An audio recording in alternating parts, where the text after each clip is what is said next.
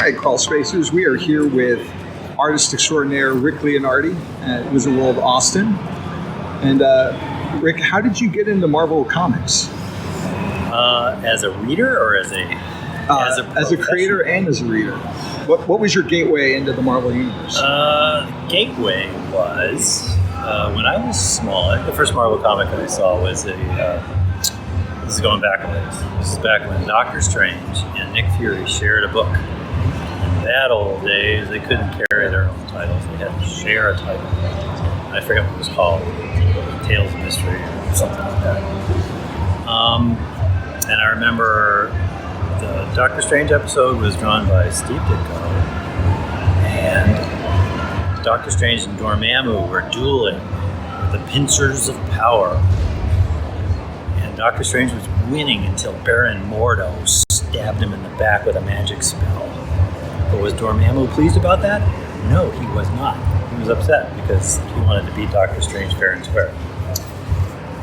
Which I thought was an intriguing plot line in my young self.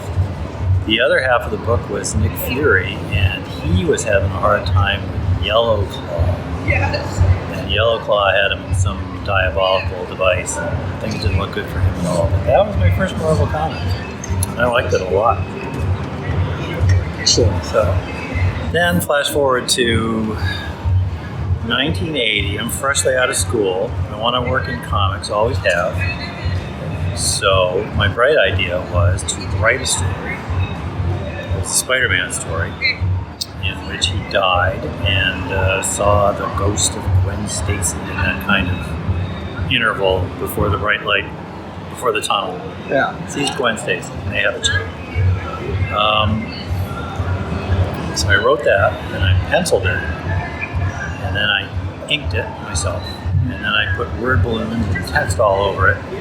And then, because this is 1980 and Kinko's and copy machines didn't really exist yet, I had to use a process called photomechanical transfer, PMT, to reduce my giant crystal boards down to 8.5 by 11 so I could send it through the mail as my submission. So that went off fall of 79, and I didn't hear anything back from Marvel at all, or DC. Sent them both. Until DC came back with, they returned my submission with a couple of vellum sheets taped over a couple of the pages with corrections and suggestions, and basically the message was, not bad, kid, keep trying, get back to us later. But nothing from Marvel. So January of 1980, I went down on the train from Boston to New York and banged on the door and said, where's my submission? It's just rude keeping people's stuff without an answer. So Jim Shooter, we had an interview, and Jim Shooter said that the problem was that they thought I could probably do all right as a penciler, but they really couldn't tell. Why? Because everything had been inked or hidden behind balloons or shrunk down, to ridiculous small sizes, which was kind of a duh moment for me. So I went back home, did a couple pages of pencil drawings, and that was that. You recently had a Spider-Man 80th anniversary for Marvel issue come out, where you reunited with Peter David and told the story of the black costume. And I'm a little confused on the genesis of that suit. I thought it was something Mike Zeck came up with, but I found out that you were involved in that as well. What was your contribution to the costume?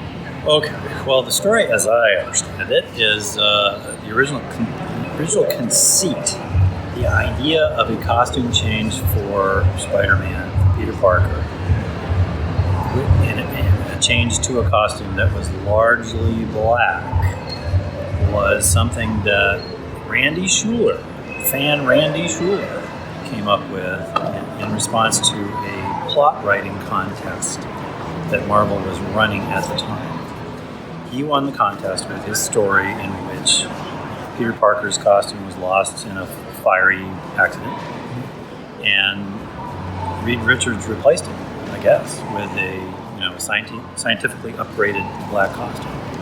That was the story. And he won the contest. They gave him $200 as a payment, and and a sort of a loose promise that they'd eventually publish it, but they didn't. Yeah. So, but they kept the story and they kept the idea more critical. And so when Secret Wars came around 2 or 3 years later, whenever it was, that idea is a sort of a free-floating notion in the Marvel atmosphere.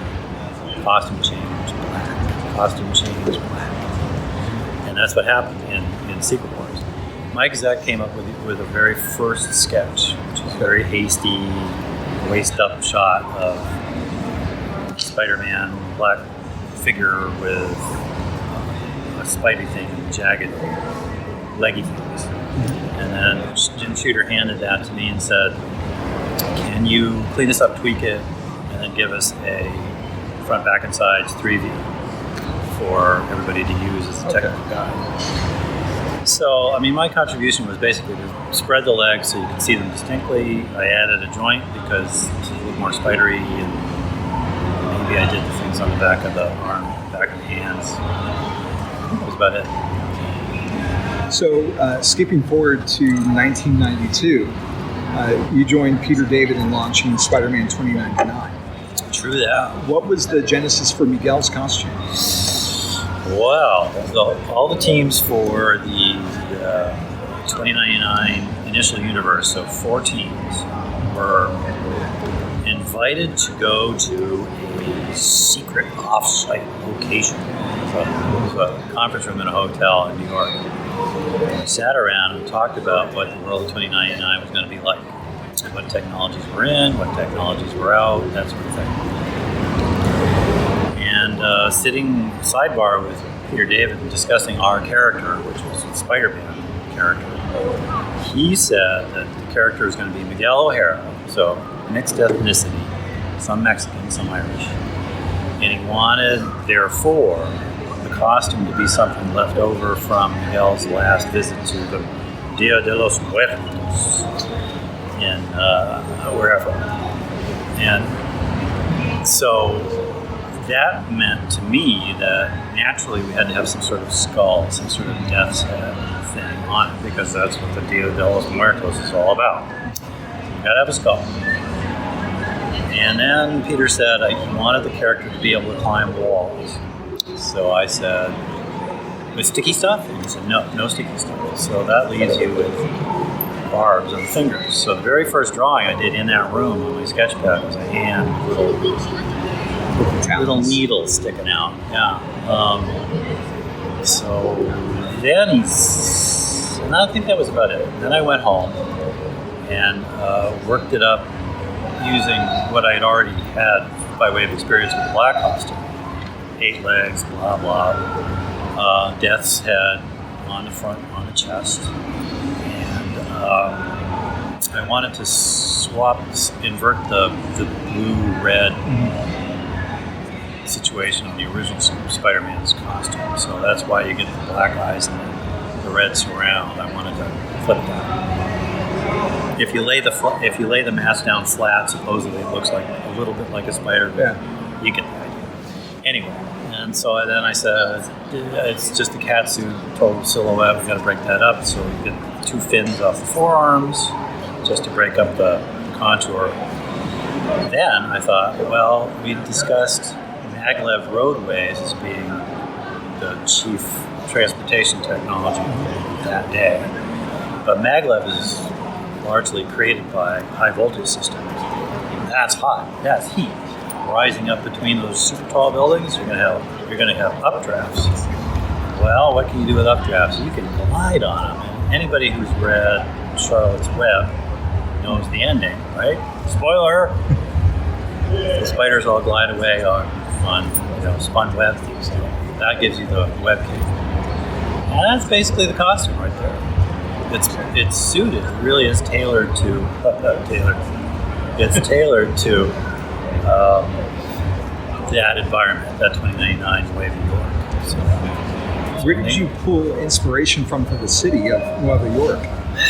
Well, it's your typical dystopian thing with super tall buildings. The idea of like erecting a new city on top of the old city.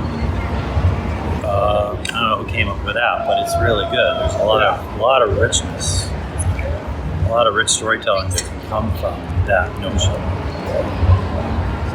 And now that we're almost 30 years since the character came out, what's it been like for you as the artist to see it in video games, in animation, on the big screen with Into the Spider-Verse? I think what it says two things. One is, Spider-Man as a franchise is really strong. There's just this continual demand for that guy in whatever guise.